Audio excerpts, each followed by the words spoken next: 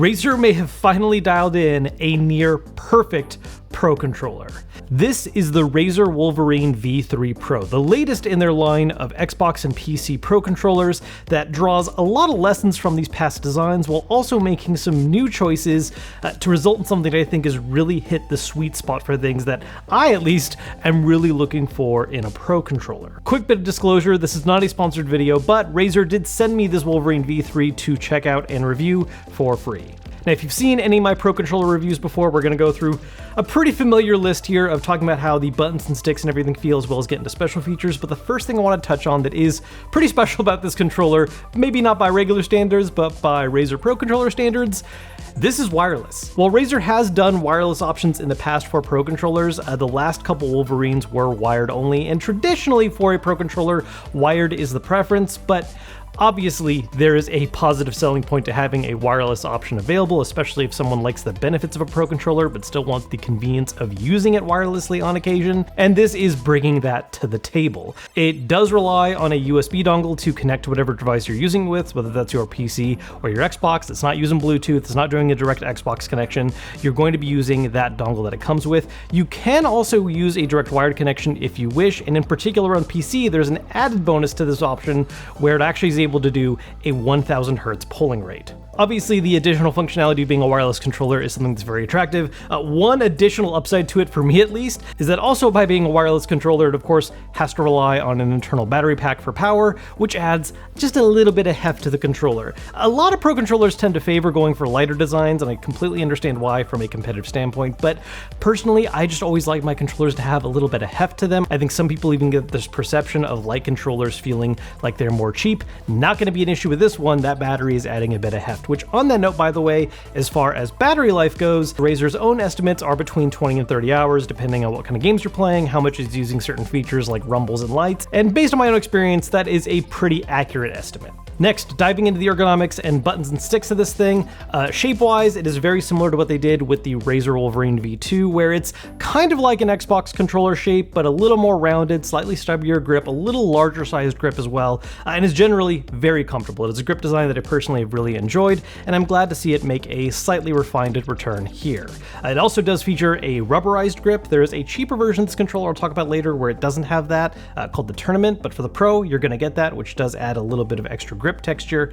As far as buttons and sticks and everything else goes, it's all quality. One of the things that I'm a very big fan of with Razer Pro controllers in particular are their mecha tactile buttons. That's basically half mesh, half mechanical, so you get a little bit of that travel distance and push like a mesh, but then a clicky feedback like a mechanical button, and it is oh so satisfying, and obviously has made its return in the V3. They also have a mecha tactile function inside the D-pad where you get clicky feedback for each of the 8 directions. This can be particularly useful if you are one of my fellow pad players in fighting games where yeah, a stick is great, but pad just feels a little bit more like home, and having that feedback for 8 directions can be very handy for rolling inputs. The left and right bumper also feature clicky feedback, but not quite like the mecha tactile buttons in the ABXY. Shoulders are something I want to pay a little extra attention to because this is one of my favorite things about this controller. It's a feature they've had in some past Pro controllers, and I'm so glad to see it come back, is that like many other Pro controllers, you have 2 different modes that you're able to put the triggers into, but instead of it just being a full pull or a short stop, it's a full pull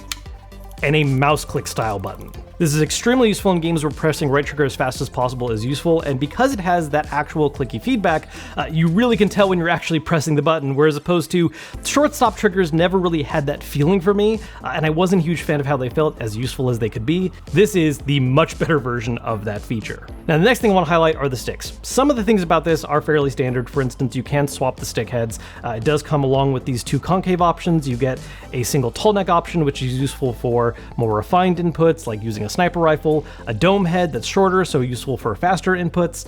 I will say the mechanism for swapping these feels a little bit awkward, but that's only because for the longest time I didn't realize there's actually a very teeny tiny arrow on the stick that tells you where you're supposed to insert the stick when swapping.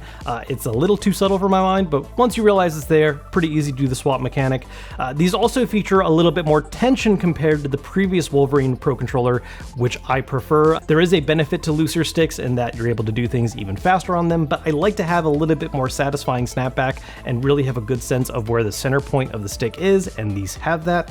The biggest update and change though is that these are Hall effect sensor sticks. That is a very big selling point in a lot of third-party controllers that actually haven't made their way into a lot of the pro market just yet. If you haven't heard about these, the main benefit of Hall effect sensor sticks is effectively they don't drift. So if that's something that you're worried about, if drift is something you've experienced on a regular controller and you know how much of a headache it is to deal with it or have to buy a whole brand new controller, this isn't gonna have that issue, which is some great peace of mind. Now back to buttons. Of course, being a pro controller, we also have a whole bunch of additional buttons, potentially a little bit overkill here in my opinion, but definitely useful. You have a full set of 4 remappable buttons on the back located around the grip. The previous Wolverine had these actually located closer to the center of the body so your fingers didn't rest on them, which gives a little peace of mind that you're not going to accidentally tap them. This one, on the other hand, has chose to go back to a grip style so they are easier to access, and the amount of pressure necessary to click them means you're really not going to be doing accidental inputs. It's not a thing I ever had issues with, except for the occasional time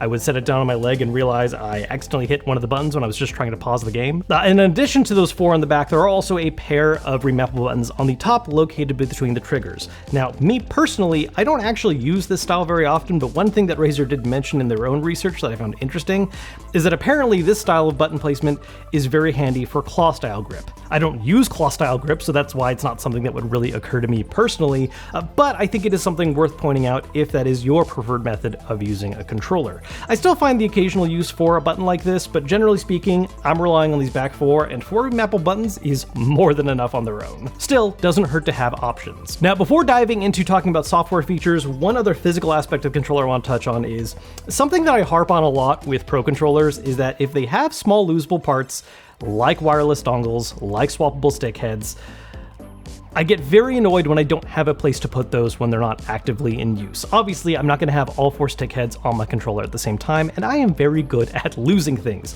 And there have been some Razer Pro controllers that don't come with any option at all, and thankfully, that is not the case this time. There's a carrying case. It's got a slot for everything, the dongle, the sticks, a place to store the cable, all in one nice convenient place, which is a huge upside in my mind, and not to mention just makes traveling with the controller that much more convenient. Now, as for software features, there's a couple different things about this controller that you can customize using an app either on your PC or with an Xbox native app as well. No need to rely on an external device in that case. And it's a fairly small list of things, but pretty essential. One of the big things is, of course, being able to do all the button remappings. You can set up what each of the 6 remappable buttons do, along with being able to do traditional remaps like, say, have one of the buttons do A or X. You can also have it set up as a sensitivity clutch so that when you're holding down that particular button, it changes the sensitivity of a stick of your choice. Past that, there's also the ability to adjust the dead zones on a stick. Again, being Hall effect sensor, you're not really going to have that fear of the center point becoming horribly misaligned over time and thus getting stick drift, but if that is a thing you're worried about, you can adjust the dead zone to be a little bit larger, or if you want it to be as reactive as possible, make the dead zone even smaller. You're able to adjust the rumble on this controller, and then I think one of the most surprising things about this to me being a Razer controller is that it does have the ability to customize the lights, which are very subtle on this one. A lot of past Razer controllers have emphasized having bright lights throughout the grip or in some prominent place. For the V3, it's just right here on the logo. That's the only thing that lights up. I suspect part of the logic with this is because this is a wireless controller, they didn't want lights to negatively impact the battery life by a severe amount,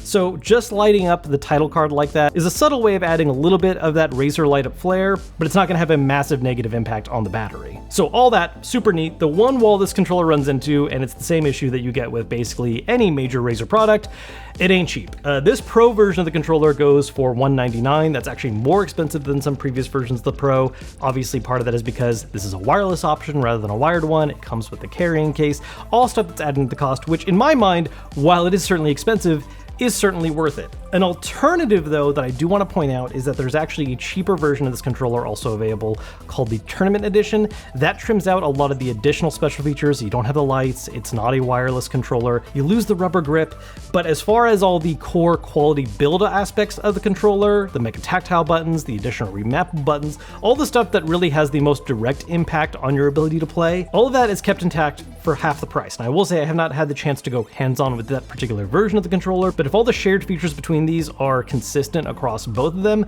that sounds like a really solid deal to me. So by this point, it's probably pretty obvious, I'm really happy with this controller. As far as it goes for Xbox and PC, this is now my default go-to Pro Controller option. There are some other Pro Controllers out there on the market that I think offer slightly more specialized uses that might still end up being a better fit for you, but as far as something that just has solid build quality and really executes on the core basics of what a Pro Controller needs, this nails it. If you are interested in grabbing one of these for yourself, I do have links posted down below the description for both this Pro version and the Tournament Edition.